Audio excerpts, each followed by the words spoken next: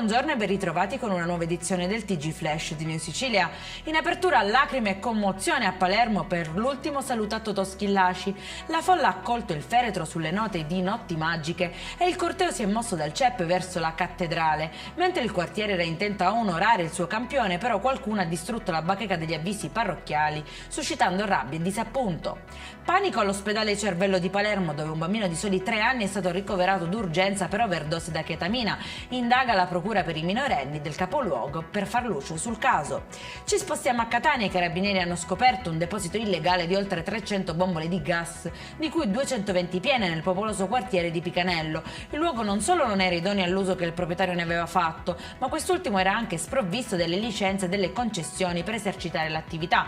Al termine degli accertamenti, infatti, per il titolare è scattata la denuncia. È stata invece salvata dai vigili del fuoco la cagnolina anziana scivolata accidentalmente in un pozzetto destinata all'irrigazione e è rimasta poi intrappolata all'interno di un tubo in cemento sotterrato a Scicli nel Ragusano.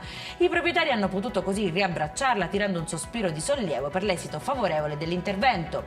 E in chiusura la regione siciliana ha approvato un decreto cruciale che apporta modifiche significative alla gestione del lavoro agricolo nelle isole minori. Si prevede infatti un aumento delle giornate lavorative contribuendo a un giusto riconoscimento dell'impegno dei viticoltori e agricoltori, favorendo una più efficiente gestione delle risorse umane oltre che un miglioramento complessivo della produttività. Per questa edizione è tutto, prossimo appuntamento alle 19:30. Buona giornata.